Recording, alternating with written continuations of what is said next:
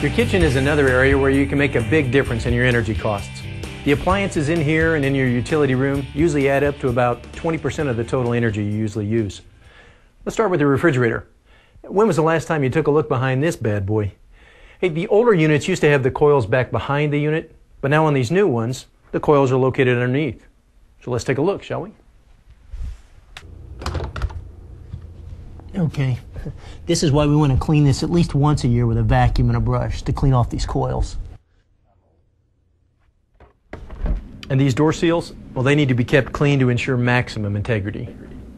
And there's energy smart ways to use your oven as well. For example, there's really no need to preheat if your cook time is an hour or more. And use your microwave whenever possible. Not only is it a lot faster than your conventional oven, it uses a lot less energy. Try not to run your dishwasher until you have a full load. And if you have a rinse hold setting, don't use it. That just uses a lot more hot water than you really need to wash your dishes. Whenever possible, use the energy saver feature. This will allow your dishes to air dry rather than using heat, and that can reduce the energy cost of doing your dishes by as much as 10%. Hey, thermostats have evolved technologically a great deal over the last several years.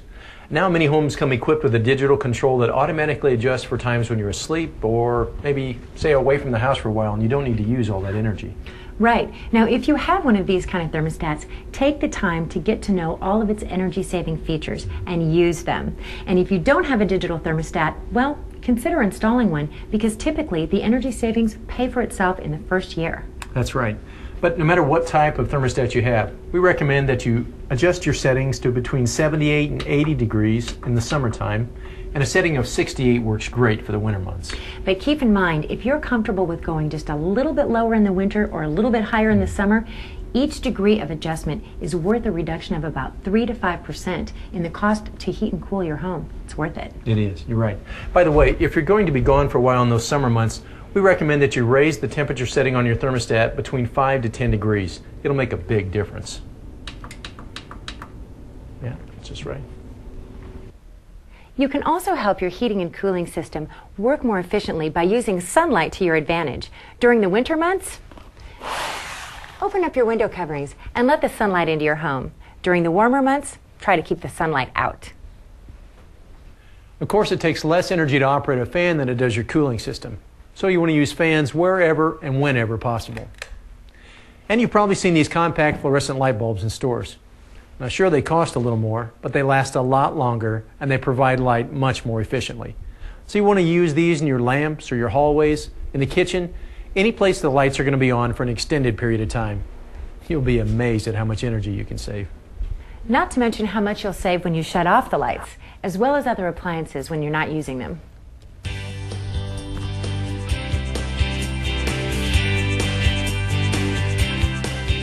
Making smarter use of water in the bathrooms will not only save you money on your water bill, but may also reduce the cost of energy used to heat your water. Now, in the first place, take showers rather than baths. Now, unless you take really long showers, you'll use a lot less water and energy in the shower than you will in the tub.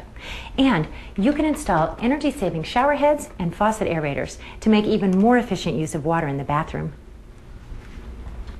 Well, no review of how to save energy in your home would be complete without a trip to the attic and a few thoughts about insulation.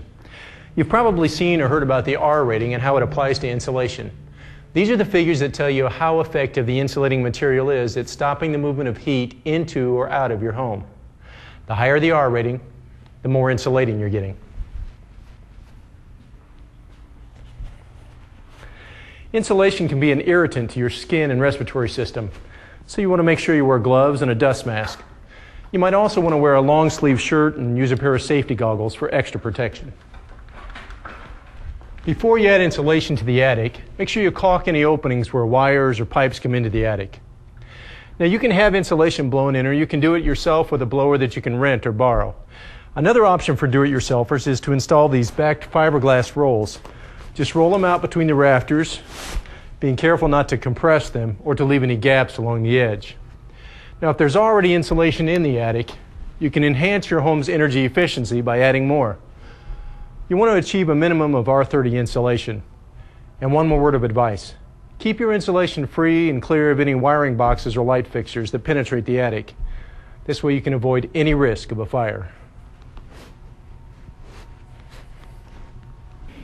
Now we've covered the inside story of how you can make your home more energy efficient. So let's take a look at a few things outside your home that you need to pay attention to. And let's begin with the outside unit of your cooling system.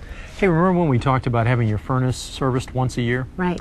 Well, in the spring you want to have your cooling system serviced as well. There's a couple of things you want to pay attention to. You want to make sure you clean around the coils. Right. We want to check the refrigerant levels on the unit, and we want to make sure we lubricate this blower motor each year. Right. And free flow of air is absolutely critical to the performance of your cooling system. So you want to make sure that any leaves or debris that may have collected around the unit get all cleaned up. You know, the insulation around the refrigerant line can crack and peel over time. It only takes a few minutes, but replacing it can significantly increase the cooling system's efficiency.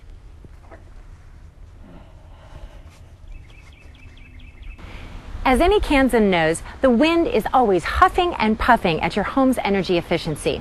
So it's always a good idea to add some silicone caulk to the seams where the walls meet to form corners, and also on your outside window frames.